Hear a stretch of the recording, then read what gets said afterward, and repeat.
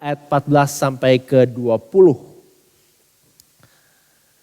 Bersorak-sorailah hai putri Zion, bertempik soraklah hai Israel, bersukacitalah dan beria-rialah dengan segenap hati hai putri Yerusalem. Tuhan telah menyingkirkan hukuman yang jatuh atasmu, telah menebas binasa musuhmu. Raja Israel, yakni Tuhan, ada di antaramu. Engkau tidak akan takut kepada malapetaka lagi. Pada hari itu akan dikatakan pada Yerusalem, janganlah takut hai Sion, janganlah tanganmu menjadi lemah lesu. Tuhan Allahmu ada di antaramu sebagai pahlawan yang memberi kemenangan. Ia bergirang karena engkau dengan sukacita. Ia membaharui engkau dalam kasihnya. Ia bersorak-sorak karena engkau dengan sorak-sorai. Seperti pada hari pertemuan raya. Aku akan mengangkat malapetaka daripadamu sehingga oleh karenanya engkau tidak lagi menanggung celah. Sesungguhnya pada waktu itu aku akan bertindak terhadap segala penindasmu, tetapi aku akan menyelamatkan yang pincang, mengumpulkan yang terpencar, dan akan membuat mereka yang mendapat malu menjadi kepujian dan kenamaan di seluruh bumi. Pada waktu itu aku akan membawa kamu pulang, yakni pada waktu aku mengumpulkan kamu, sebab aku mau membuat kamu menjadi kenamaan dan kepujian di antara bangsa-bangsa di bumi dengan memulihkan keadaanmu di depan mata mereka, firman Tuhan. Silakan duduk jemaat sekalian, berbahagialah bukan saja kita yang mendengarkan firman kehidupan ini, tetapi juga mentaatinya, mencamkannya dalam hidupnya, dan kiranya Allah Roh Kudus sendiri berkenan mengukirkan firman yang hidup, yang ia nafaskan dalam hati saudara dan saya pada pagi hari ini. Saudara, minggu lalu kita sudah melihat bagaimana Tuhan bisa mengajar kita untuk meratap. Lord, teach us to lament. Dan hari ini sebagai flip side dari khotbah yang sama adalah kita akan meminta Tuhan ajar kami untuk tertawa. Tapi ini saudara bukan tipe tertawa yang kita selalu bawa kemana-mana senyum ramah tanpa melihat realitas, tanpa melihat kenyataan bahwa kita masih hidup di dunia yang berdosa. Dan kita sendiri masih gagal dan lalai mengasihi orang lain, mengasihi Tuhan. Ini adalah bentuk atau tipe tertawa yang boleh saya katakan biblical, realistis. Terhadap kenyataan dosa, tetapi juga kenyataan bahwa Allah sudah mengasihi kita di dalam Kristus. Dan saya percaya bagian yang tadi kita baca hari ini, kitab Sefanya akan memberikan kita banyak lesson yang sangat berharga. Bagaimana kita bisa mengerti, bagaimana Tuhan bisa mengajar kita untuk bersuka cita dan tertawa. Mungkin tidak banyak dari saudara yang familiar dengan kitab Sefanya. Mungkin bukan kitab yang sering saudara baca, tapi saya ada feeling mungkin beberapa ayat tadi, khususnya ayat 17, mungkin termasuk salah satu ayat yang saudara pernah dengar. Bagaimana Tuhan ada di antara kita, Tuhan bergirang karena engkau. Bahkan lagu yang tadi kita nyanyikan bukan diambil dari Sefanya, mighty to save, pahlawan yang memberi kemenangan, mighty warrior kalau saudara punya Alkitab bahasa Inggris. Tetapi sebetulnya kitab Sefanya adalah kitab yang sangat-sangat intens, sangat-sangat tegang. Bagian yang saya baca tadi adalah 7 atau 8 ayat terakhir dari kitab Sefanya. Hanya 3 pasal, tapi packed with punch bisa dibilang gitu ya. Karena kalau saudara membaca, saudara akan menemukan bahwa di Sefanya berbicara kepada bangsa Israel di zaman mereka sedang tertidur lelap secara rohani. Di mana mereka merasa mereka bisa hidup sesuai dengan jalannya sendiri, seenak gue. Dan di mana mereka merasa nyaman dan complacent padahal mereka tahu bahwa dalam hitungan puluhan tahun Allah akan menendang mereka keluar dari tanah perjanjian. Nah kalau saudara masih ingat khotbah saya minggu lalu, kitab ratapan atau Yeremia itu melayani dekat-dekat setelah bangsa Israel itu mau dibuang. Nah Sefanya itu sebetulnya melayani kira-kira beberapa puluh tahun sebelumnya.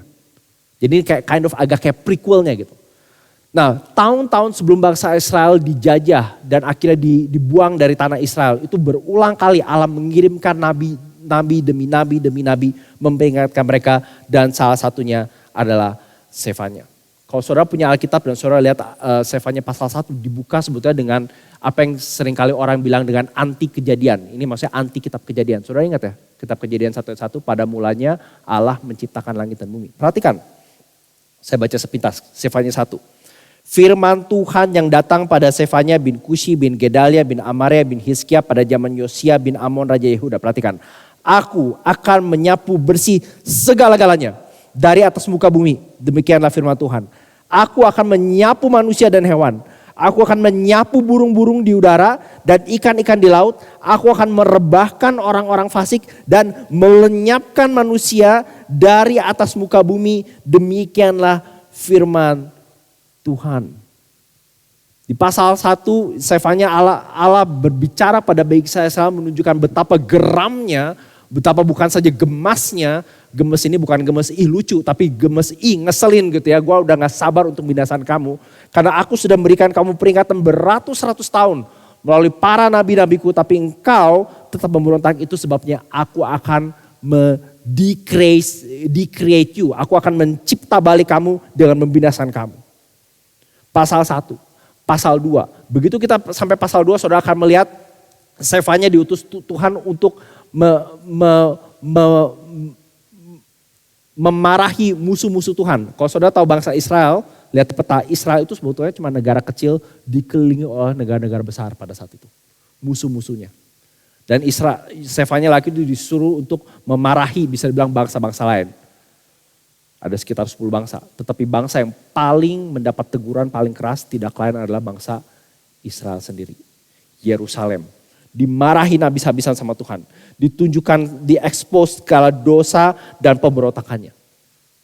Kita kok dengar 2 pasal pertama Sefanya, kita pikir ini ada, what does it have to do with laughter? This is nothing to laugh about. Ini bukan something untuk diketawain. Bukan something yang membawa kita sukacita, ini seharusnya membawa kita duka cita, and that's exactly the point. Tuhan sebetulnya mau menunjukkan pertama-tama pada kita, memotivasi kita untuk mencari Tuhan, tapi kita harus mencari Tuhan yang benar. Waktu tadi kita menyanyikan lagu, Turn Your Eyes Upon Jesus.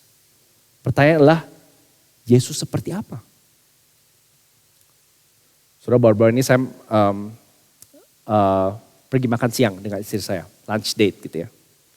Dan seperti biasa, kami makan, kami doa dulu gitu ya. Dan kita baru sadar setelah doa terus kita ngobrol, makan gitu ya di food court. Setelah kita mau selesai makan, kami didatangi oleh sepasang ibu. Saya gak perlu cerita detailnya, mungkin buat lain hari. Singkat cerita, ini gerombolan datang saksi Yehova. Ngobrol panjang lebar. Sekali lagi, ini bukan khotbah tentang saksi Yehova, tapi intinya kalau saudara mau tahu, saksi Yehova tidak mengakui Yesus sebagai pribadi kedua Tritunggal. It's a different kind of Jesus. Tetapi yang menarik adalah di tengah-tengah mereka mencoba mempersuade kami. Mereka tahu saya pendeta. Mereka bilang, kami cinta Yesus, Yesus baik, Yesus mati bagi dosa kita. Saya bahkan mau undang Bapak untuk datang ke kebaktian Jumat Agung. Tapi the question is it the same kind of Jesus? Nah, banyak dari kita waktu kita berpikir tentang Tuhan, tentang Yesus, itu kita punya konsep yang lain tentang Tuhan dan benar kita. Dan saudara akan menemukan berulang kali di Alkitab, dari awal sampai akhir, Allah akan terus-menerus mengajak kita melihat the kind of God who He is. Nah, itu sebabnya hari ini Tuhan yang seperti ini, Allah Yahweh, Allah Bapa, Putra, Roh Kudus, mau mengajar kita bagaimana sih kita bisa melihat di tengah-tengah realitas dosa, kebobrokan dan kehancuran, bagaimana Allah mau mengajar kita untuk tetap bisa istilahnya tertawa bersama dengan Dia. Tapi sekali lagi ini bukan tertawa, yang penting senyum. Don't worry, be happy. Enggak, saudara. Ups, itu spoiler, saya harusnya delete slide yang itu. Hopefully gak ada yang lihat. Oke, bagaimana Allah mengajak kita tertawa bersama Dia? How is God teaching us to love with Him? Ada 3 hal. By cleansing us from our sin, by conquering our enemies, and by cheering our salvation. Itu 3C ya. Cleansing, conquering, cheering. Oke, mari kita lihat yang pertama. Nah, ini memang ayat yang tidak saya baca, saudara bisa lihat di Bible app saudara atau di Alkitab saudara, ayat 9 sampai 13. Tadi saya sudah katakan pasal 1, pasal 2, bahkan pasal 3 ayat 1 sampai 8. Allah melalui Sefanya secara keras, secara clear dan secara sangat tegas menjatuhkan hukuman dan penghakimannya kepada bukan saja bangsa-bangsa lain, tetapi juga kepada bangsanya sendiri. Dan menarik, saya kasih contoh sekali lagi ya, ini perhatikan, Allah tidak lagi bicara sama bangsa-bangsa lain, ini pasal 1 dia bicara pada bangsa Israel. Perhatikan. Aku akan mengacungkan tanganku terhadap Yehuda dan terhadap segenap penduduk Yerusalem. Aku akan menyelenyapkan dari tempat ini. Tempat ini bicara tentang Yerusalem, saudara. Ya, kota Allah gitu, kota Daud. Sisa-sisa Baal dan nama para imam berhala. Juga mereka yang sujud menyembah di atas sotoh pada tentara langit dan mereka menyembah dengan sumpah setia. Perhatikan nih. Mereka yang menyembah dengan sumpah setia pada Tuhan, Yahweh ya. Jadi kalau ditanya teologinya mereka bisa lagi tidur pun bisa jelasin. Siapa Allahmu? Allahku Allah Yahweh. Menebusku keluar dari Mesir. Jelasin 10 perintah Tuhan seperti tadi Pak Senjaya di kasih. Bisa jelasin detailnya apa yang Tuhan mau, apa yang Tuhan mau. They know everything. Gimana Tuhan mau persembahkan, aku bisa jelasin. Bersumpah setiap pada Tuhan. Namun di samping itu bersumpah demi dewa Milkom. Saudara perhatikan betapa ironisnya. Di satu pihak mereka sangat ngerti, bisa menjelaskan, bisa menyembah. Mungkin kalau pakai bahasa hari ini bahasa gereja, tiap minggu ke gereja, tiap Rabu persekutuan doa. Sabtu ada pemuda datang, ikut ministry leaders kayak kemarin. Pokoknya rajin. Ada apa di gereja? He's dead. And yet at the same time juga bersumpah demi dewa-dewa lain. Saudara pikir problem zaman dulu itu gak beda dengan zaman sekarang? Exactly the same, bukan? Saya yakin kalau saya tanya kebanyakan dari saudara hari ini, mungkin kalau ditanya bahkan saya cukup yakin, apalagi jemaat ICC ya pinter-pinter. Kalau dites gitu ya, tes teologi. Saya udah ngomong ini mungkin puluhan kali. Saya yakin kalau saya tes gitu ya, ada berapa pribadi dalam Tritunggal, dan segala macam. Mungkin skornya 70, 80, bahkan saya gak surprise kalau ada yang bisa skor 100%. Kalau cuma knowledge. Oke. Saudara mungkin bahkan bisa mencium ajaran sesat dari puluhan kilo gitu ya. Lihat website-nya juga tahu ini pendeta gak beres gitu ya. Tapi at the same time, cara kita hidup dari minggu ke minggu. Cara kita berbicara, cara kita mengatasi konflik, cara kita berelasi, cara kita, apa yang buat kita itu gemes, apa yang buat kita happy tiap minggu itu gak beda dengan orang-orang yang bersumpah demi dewa Milkom, apapun itu. Ya, materialisme, seksualitas, ya, dan seterusnya. Gak berhenti di situ, pasal 1 ayat 2, perhatikan. Pasal 1 ayat 12, pada waktu itu aku, Allah sendiri ya, akan menggeledah Yerusalem dengan memakai obor.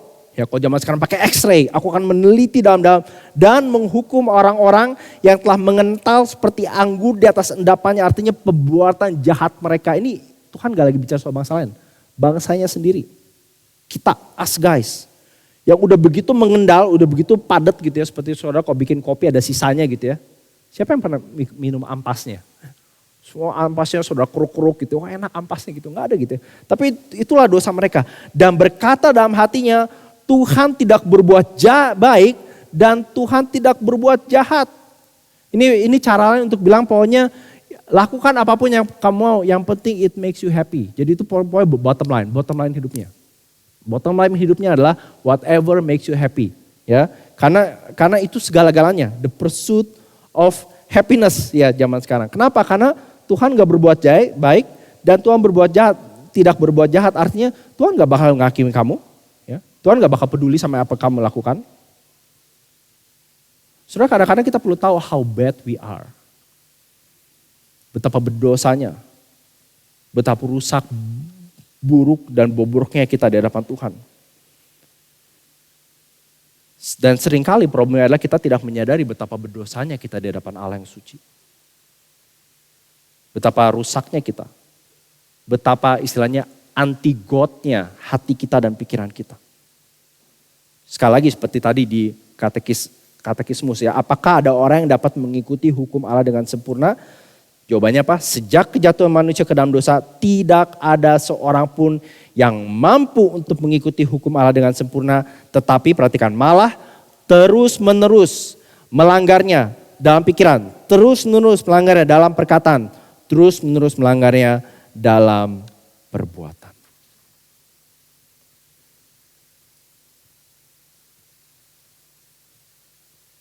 Hukuman yang Allah nyatakan pada bangsa Israel pada zaman Sefanya adalah hukuman yang sama yang Allah nyatakan pada kita hari ini.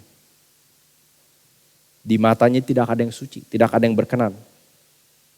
Allah pantas murka terhadap kita. Kemarin di PD Rabu kita sempat bahas dari Mazmur 5 kalau teman-teman yang datang PD Rabu ingat gitu ya. Dan di situ kita ingatkan, dikoreksi akan satu teologi. Saudara mungkin pernah dengar frase ini ya, Allah membenci dosa tetapi mengasihi orang berdosa. Saudara tahu pernyataan itu gak ada di Alkitab? Berulang kali Allah mengatakan, aku membenci engkau. Aku menghakimi engkau. Aku muak terhadap engkau.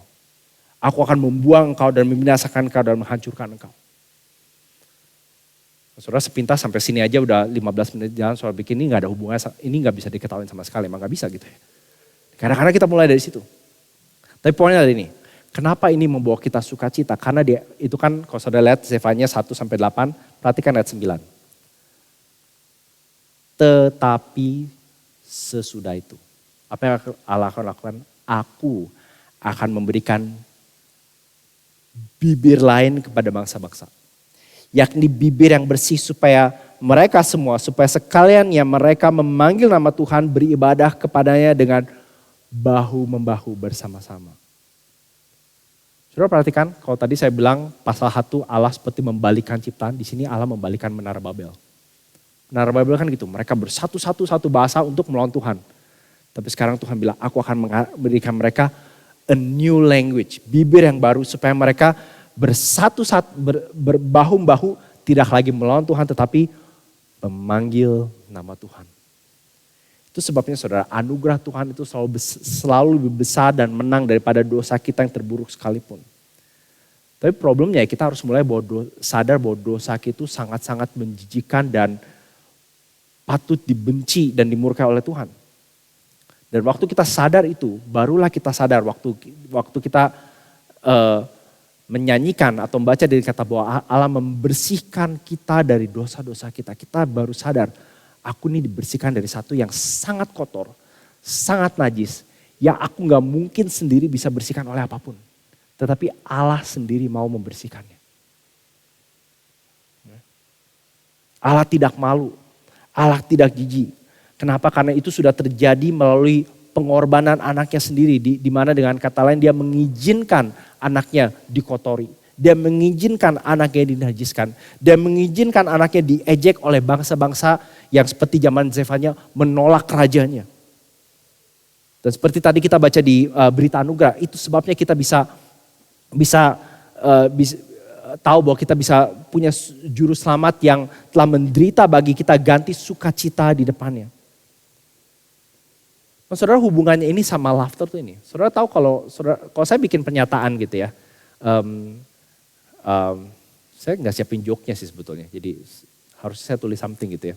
Tapi kalau saya cuma bikin pernyataan, saya kemarin pergi ke pasar gitu ya.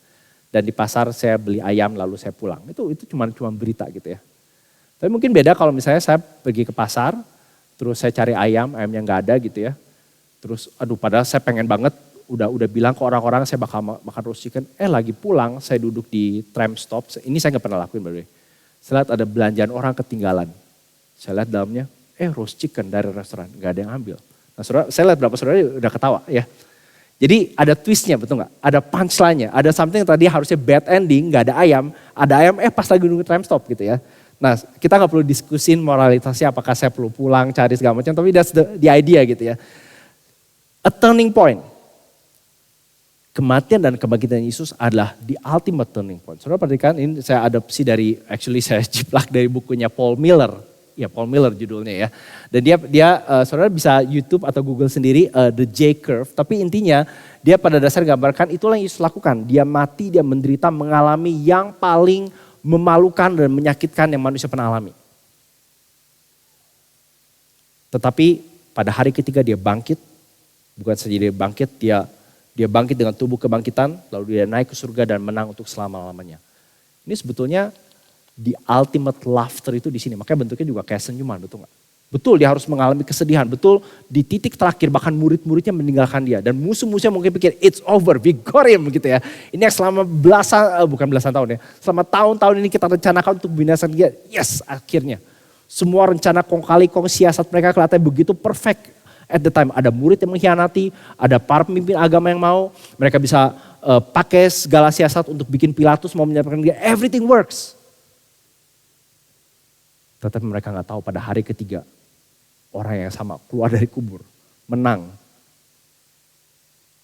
Dan apa yang seharusnya menjadi titik yang paling memalukan dalam sejarah umat Tuhan, menjadi titik yang paling kita banggakan.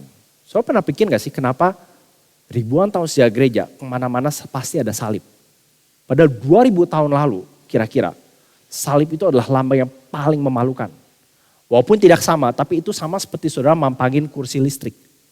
Ya, di depan gedung. Kenapa kursi listrik? Karena disitulah juru selamatku mati. Ya. Atau gambar suntik, kenapa? Karena itu ya disuntik pakai buat orang yang dihukum mati di Amerika sekarang disuntik pakai cairan tertentu gitu ya. Kenapa kamu taruh itu suntik di depan gedung? Karena juru selamatku mati disuntik oleh racun. Ya, kita membanggakan sesuatu yang menjadi sangat memalukan 2000 tahun lalu. Saudara, sekali lagi di PD Rabu kemarin saya share satu ilustrasi. Ini saya sering bilang ya, teman-teman datang PD Rabu sering kali saya jadikan uji coba untuk khotbah. Jadi konon ada seorang pelukis Yunani yang menggambar lukisan begitu bagus. Lukisannya adalah seorang anak membawa sekeranjang isi anggur. Bagus banget, sangat realistis. Dan saking realistisnya waktu lukisan itu dipajang, itu burung-burung gagak itu bertebangan dan berusaha mematuk-matuk anggur yang ada di lukisan tersebut. Wah, orang-orang sangat terkesima, bukan si pelukis ini dipuji. Wah, kamu hebat sekali, kamu bisa bikin gambar itu begitu realistis sehingga waktu burung itu lihat mereka pikir itu anggur beneran. Nah, saudara di sini yang kadang sepertinya suka melukis menggambar tahu ya, kita di antara para pelukis seringkali ada istilah namanya a painting is never finished, only abandoned. Ya, jadi lukisan itu nggak pernah kelar, cuman akhirnya nggak ada waktu, ya harus dikirim, harus dipamerin, jadi akhirnya tinggalin aja gitu sebaik mungkin. Nah, ini si pelukis ini katanya punya moto yang sama. Begitu dikasih pujian itu bukannya dia senang, dia malah sedih bilang, saya kecewa. Harusnya saya bisa bekerja lebih baik lagi untuk bikin si anaknya juga kelihatan real. Jadi waktu burungnya datang lihat itu anggur yang dipikir beneran, tapi dia lihat ada anak yang juga mereka pikir beneran, instead of datang mereka pergi. Ya. Saudara, ini mengilustrasikan waktu kita berpikir tentang Allah, kita harus berpikir setidaknya kalau boleh saya pakai dua wajahnya Allah. Ini ada aspek dari diri Allah yang memang harus membuat kita attracted. Kebaikannya, kasihnya, penyertaannya, kemurahannya, ketidaklayakan kita menerima semua hal yang luar biasa dari dia. Tetapi juga saudara kita harus ingat ada aspek dari Allah yang harusnya membuat kita juga mau dan sadar bahwa kita gak bisa mendekat. Kesuciannya, kebesarannya, ketidakterbatasannya. Saudara tahu nanti waktu saudara di langit dan bumi yang baru, dengan tubuh kemuliaan, tidak lagi berdosa. Allah tetap Allah dan saudara tetap manusia. Dengan keterbatasan kita. Nah itulah yang kita perlu ingat setiap kali kita datang pada Allah yang menyucikan dan membersihkan kita. Dia adalah Allah yang seperti itu. Allah yang dapat dikatakan dengan senang hati menyucikan kita. Tetapi jangan lupa dia tetap Allah. Karakternya tidak berubah. Saudara, kalau hari ini, saya nggak tahu berapa dari saudara, saya pikir mungkin sejumlah dari saudara ada yang merasa saudara jauh dari Tuhan atau tidak mengenal Tuhan.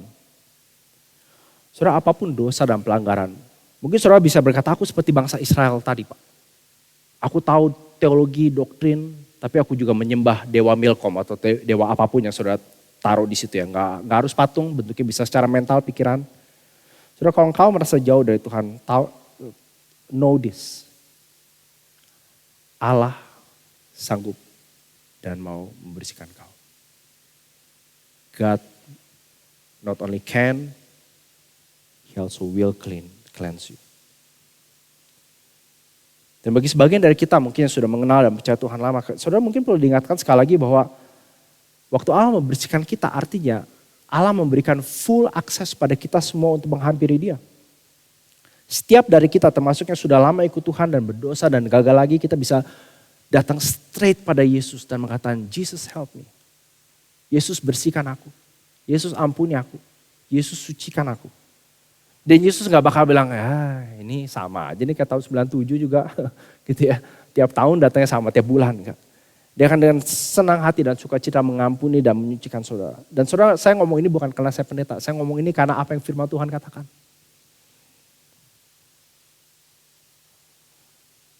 Saudara, kita juga diingatkan waktu kita dibersihkan. Artinya bukan saja kita dibersihkan dari dosa, tapi kita dibersihkan untuk mengasihi dan memuliakan Tuhan. Nanti kita akan sedikit lihat di bawah. Dan apakah itu orientasi hidup saudara? Ada sejumlah orang Kristen yang cukup dengan apa yang seringkali disebut half gospel. Saudara tahu half gospel ya? Mungkin nggak tahu ya.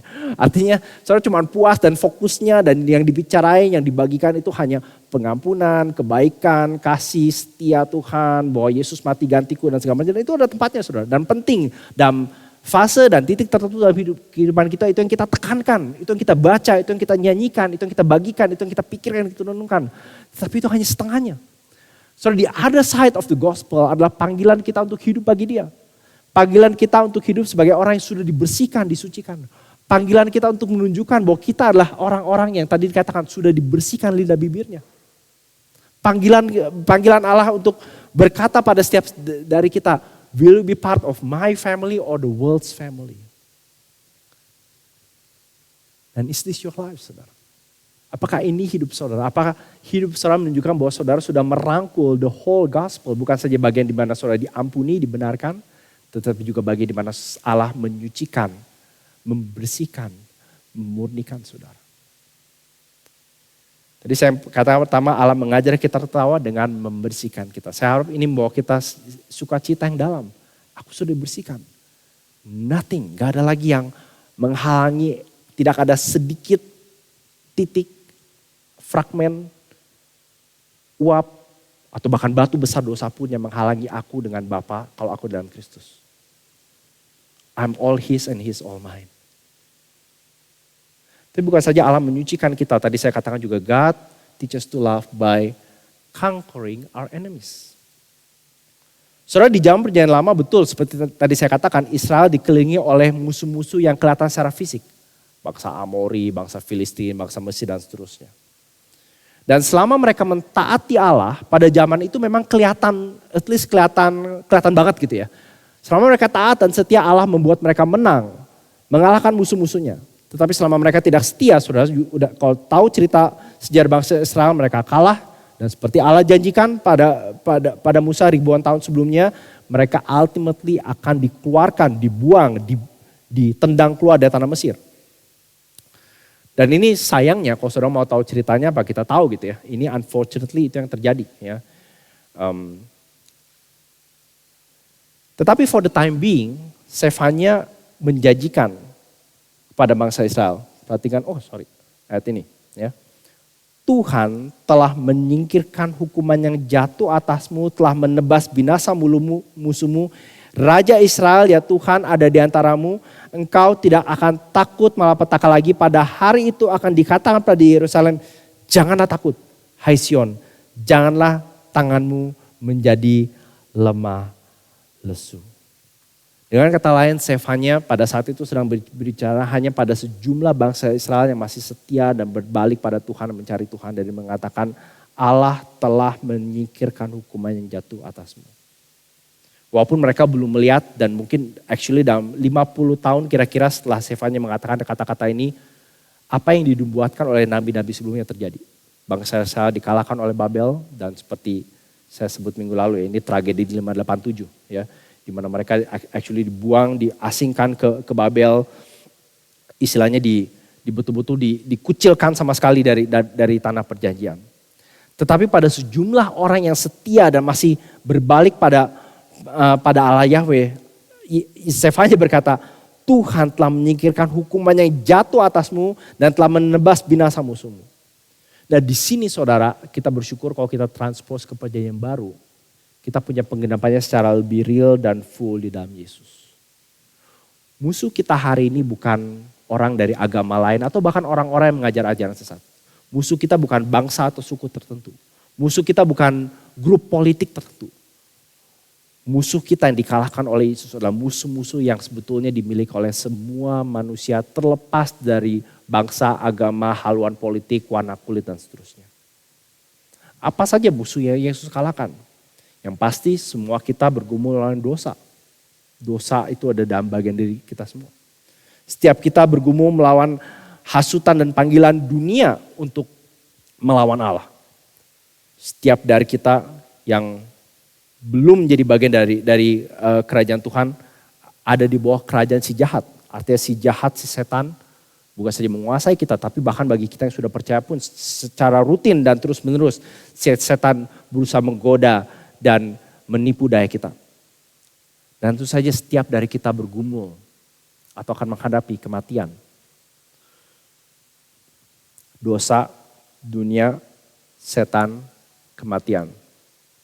4 musuh terbesar manusia. Ya, kalau saudara lihat bagaimana negara-negara besar yang hari ini mereka itu berusaha maju dengan mengalahkan atau at least memodifikasi atau mencari cara bagaimana mereka bisa mengatasi keempat ini. Secara langsung atau tidak langsung. Dosa, dunia, setan, kematian, 4-empatnya dikalahkan oleh Yesus di kayu salib. Melalui kematiannya dan kebangkitannya. Itu sebabnya ayat 15. Perhatikan, mungkin kalau kita baca sepintas kayaknya oh ini emang benar. Tapi perhatikan, Shaphat-nya sedang bicara pada bangsa Israel. Hampir tiap berapa tahun rajanya ganti. Tapi kali ini dia berkata, Raja Israel, the King of Israel, siapa? Bukan Daud, bukan Salomo, bukan Yosia, yakni Yahweh. He is your king. Dia adalah Allahmu dan perhatikan, dia adalah rajamu dan dia he is di mana? Bukan di surga sana. Bukan di seberang laut, tetapi he is in your midst. Ia ada di tengah-tengah kamu. He's among you guys. Dan bagaimana Allah bisa berada di tengah-tengah mereka tanpa membinasakan mereka? Simply karena Allah sudah mengesampingkan hukuman atas mereka. Saudara, itu artinya berada dalam Yesus. Di perjanjian baru kita bisa mengatakan bahwa Raja Israel yakni Yesus Mesias ada di tengah-tengah kita. Saudara, saya pernah bilang bukan bahwa di dunia ini hanya 2 tipe orang. Orang-orang yang suatu hari akan dihakimi, artinya orang-orang ini menyambut penghakiman Tuhan atas seluruh dosa-dosa mereka. Artinya judgment is before you, ahead of you. Ya. Atau orang-orang yang sudah dihakimi dosa-dosa 2000 tahun lalu di dalam Yesus. Terlepas dari warna kulit, kaya, jumlah follow di Instagram, apa yang saudara punya gak punya, entah saudara tinggal di suburb atau di city. Ya, hanya ada 2 jenis orang. Entah orang-orang yang akan menghadapi penghakiman kekal, atau orang-orang yang di dalam Yesus di mana penghakiman itu sudah dilalui 2000 tahun lalu. Dan itu sebabnya saudara, hidup kita pun sebetulnya menjadi cermin dari kehidupan dan kematian dan kebangkitan Yesus. Ya. Sama seperti Yesus menderita, mati dan bangkit. Demikian juga kita yang ada di dalam dia, kita sehari-hari sebetulnya juga melalui proses kematian yang sama. Saya yakin entah minggu ini atau tahun ini atau berapa tahun terakhir, pasti saudara at least sekali entah pernah ngomong secara langsung atau nggak langsung bilang gini, mati gue gitu. Ada ampun deh gitu atau nggak tahan ya. Itu sebetulnya ada sesuatu yang entah saudara harapkan dan orang lain mengecewakan saudara. Atau mungkin saudara sendiri you become your own disappointment. Ya. Jadi things bisa go bad, kita kecewa, kita disakiti, kita menyakiti, ya. Tapi kita bukan bilang, oh ya udah aku kerja lebih keras gitu ya. Tapi kita melihat itu semua sebagai bagian dari Allah mengizinkan dari hari ke hari kita mati bagi diri kita sendiri. Dan karena kita ada dalam Kristus, saudara, kita tahu kita gak bakal beneran mati. Tapi kita bisa bangkit lagi. Artinya kita bisa bangkit bukan lagi karena kekuatan kita sendiri, tetapi karena kekuatan Allah di dalam Injilnya. Artinya waktu kita dikecewakan orang lain atau bahkan kita mengecewakan orang lain dan orang memberikan kita misalnya review atau ngomong panjang dan bilang ini loh hal-hal yang lu tuh selama ini tuh kayak gini loh sebagai suami, sebagai istri, sebagai anak, sebagai pelayan. Lu tuh kok kayak gini ya, kita nih udah coba dan segala macam. Feel so let down by you, terus nangis dan ada wah semua itu kita feel sad dan kita feel hurt. Tapi kita sadar that's not the end. That's not the end. Kenapa? Karena di dalam Kristus kita tahu Tuhan aku bersyukur untuk teguran ini, untuk kata-kata yang pada sini. Mungkin aku gak bisa terima semuanya karena it's too hurtful. Tapi aku tahu you are shaping me. Kau sedang membentuk aku dan aku bisa bangkit lagi oleh kuasa Injilmu. Itu satu contoh saudara. Tapi it gets better. Bukan saja Allah mengajar kita tertawa dengan apa tadi cleanse us. Conquering our enemies, jadi situasi sulit kita bisa bangkit. Bukan dengan kekuatan kita sendiri, bukan karena kita berkomitmen, tapi karena kita tahu Allah sedang membentuk kita dan terus membentuk kita. Tetapi Allah juga cheer our salvation. Ini poin terakhir khotbah hari ini saudara. God teaches us to love with him by cheering our salvation. Ya. Cleansing, conquering, cheering. Ya. Ayat 17. Ini satu ayat yang paling happy di Alkitab. Tuhan Allahmu tadi ya. Allah Yahweh your king ada di antaramu. Tapi bukan saja sebagai raja tengah-tengah kita. Tapi juga sebagai pahlawan yang memberi kemenangan. Tadi kita lihat. Saudara, kalau saya berhenti di situ dan Alkitab kita selesai, itu aja harusnya membawa kita sukacita dan rasa confidence. Tapi perhatikan, Allah tuh, saudara tahu, kalau Allah mengasihi kita, nggak pernah tanggung. Ya. Saudara di sini yang pernah jatuh cinta atau lagi jatuh cinta atau masih ingat dulu rasanya jatuh cinta seperti apa. Saudara tahu ya, saudara nggak pernah waktu, misalnya saudara naksir si A, nggak pernah tanggung, betul nggak? Nggak pernah cuman yang penting ngatir sampai depan rumah, yang penting lu safe terus saudara tinggal babain. Kok bisa spend time lebih lama? Waktu ngajakin makan saudara nggak konten dengan sekedar bawa ke tempat yang enak, kok bisa bangkunya lokasinya paling enak, kok bisa saudara dress up, padahal nggak disuruh. Ya, nggak tanggung. Saudara Allah waktu mengasihi kita juga nggak pernah tanggung. Perhatikan setelah dia mengatakan memberi kemenangan, perhatikan. Ia bergirang, saudara kok ini frase nulis, ini sebetulnya bukan frase yang baik. Ia bergirang karena engkau dengan sukacita. Udah bergirang pasti sukacita gitu ya. Tapi seolah-olah Stefannya tidak bisa tahan untuk menimbun kalimat demi kalimat. Ia bergirang dengan karena, perhatikan, karena engkau dengan sukacita. Ia membaharui engkau dalam kasihnya. Ia bersorak-sorak, perhatikan, karena engkau dengan sorak-sorak. Ya sorak-sorak, ya pasti sorak-sorak gitu ya. Masa bersorak-sorak dengan hening, dengan bahasa tangan, enggak gitu kan. Ia bersorak-sorak karena engkau. Iya engkau, Allah bersukacita. Saudara tahukah kalau saudara ada dalam Kristus. Ya. Allah penguasa yang murka terhadap dosa, yang suci, yang maha righteous. Kalau saudara ada dalam Kristus, Allah itu totally, fully, dan enggak tanggung bersukacita atas saudara.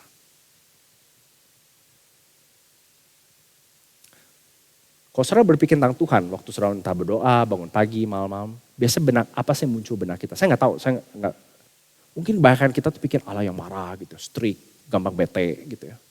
Atau yang rese gitu ya, kayaknya gue harus gini, harus datang hari Minggu, harus ikut pelayanan ini, terus harus kenal sama pendetanya gitu ya. Kayak banyak banget gitu ya. Tapi kalau kita dalam Kristus kita bisa tahu, ia bergirang atas kita. Bergirang karena kita bahkan. Karena waktu dia melihat kita yang ada di dalam Kristus, dia melihat wajah anaknya sendiri. Dia melihat kebangkitan dan kesempurnaan anaknya sendiri. Dia melihat anak yang telah mati secara full dan total bagi dosa-dosa kita dan menebus kita. Itu yang dimaksud dengan might to save, pahlawan yang memberi kemenangan. Dia mengajak kita, dia mengatakan dia rejoice of us in gladness. Dia bergirang karena engkau dengan sukacita. Dia kalau bahasa Indonesianya itu ya, membaharui engkau dalam kasihnya. Kalau bahasa Inggrisnya apa? He will quiet you with his love. Saudara, Martin Lloyd Jones pernah mengatakan ini. Dari mana kamu tahu bahwa orang itu adalah orang Kristen? Jawabannya adalah his mouth is shut. Artinya dia mulutnya dia diam, bukan berarti diam-diam gitu. Tapi maksudnya ada gini. Dia bilang gini, Injil itu selalu forthright, akhirnya selalu ngomongnya langsung gitu ya. Dan orang harus belajar untuk menutup mulut mereka. Orang terus-menerus berbicara tentang Tuhan, mengkritik Tuhan dan bilang Tuhan harusnya gini, gak boleh gini, jangan gitu, kenapa kayak gitu. Dan mengapa Tuhan mengizinkan ini dan itu.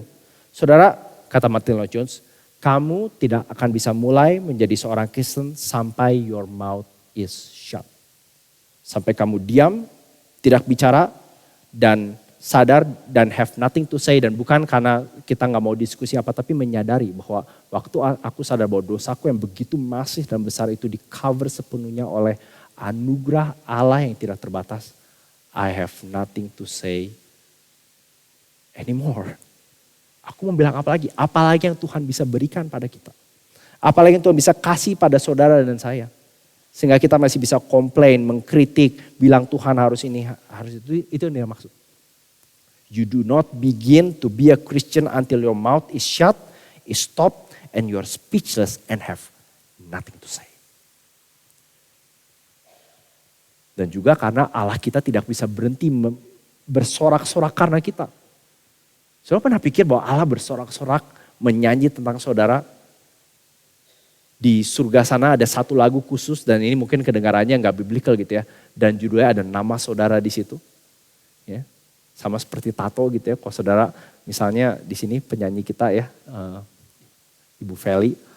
Misalnya, sorry, hopefully ini enggak ini ya. Toto dia akan bikin lagu. Toto dia bikin lagu judulnya, sorry sekali lagi.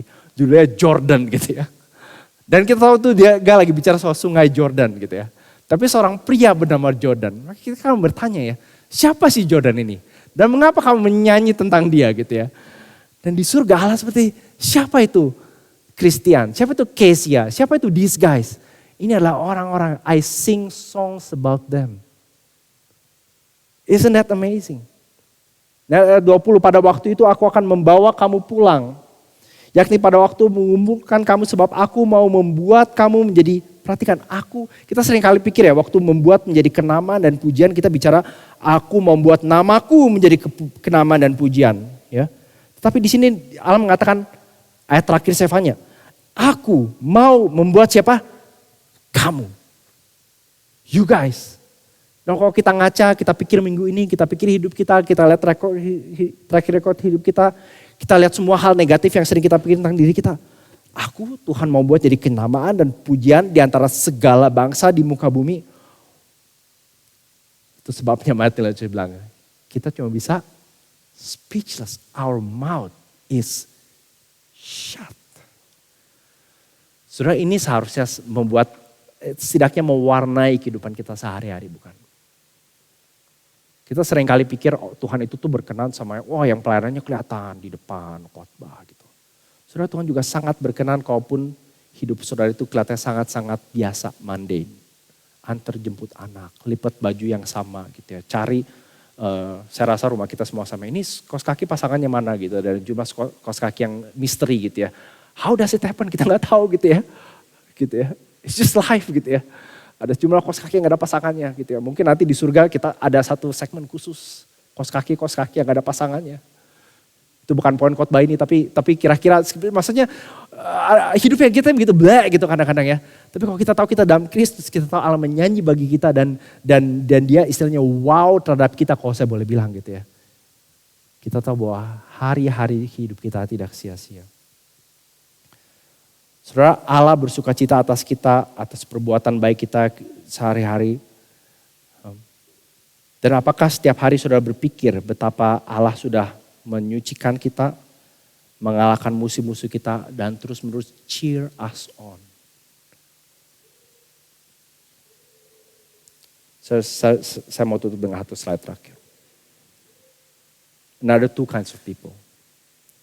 Entah mereka akan tertawa bersama dengan Tuhan, atau mereka akan ditertawakan oleh Tuhan.